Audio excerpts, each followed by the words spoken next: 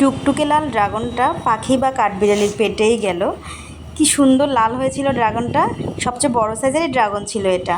Hello friends, welcome to my channel. কর্তামশাই কত protection দিয়ে রেখেছে ড্রাগন ফলগুলোকে, প্রত্যেকটাকে পলিব্যাগ দিয়ে দিয়ে রেখেছে। একটু রং ধরলেই পলিব্যাগ দিয়ে দিয়েছে, কারণ পাখিতে বা কাঠবিড়ালিতে খেয়ে নেই।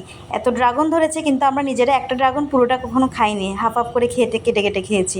আজকে ড্রাগন তুলেছি, বলেছি 4 জনের জন্য 4টা ড্রাগন ছিঁড়ব, কিন্তু ছিঁড়তে গিয়ে তো দেখি একটা ড্রাগন পাখি বা কাঠবিড়ালিতে খেয়ে নিয়েছে, অনেকটাই খেয়ে নিয়েছে।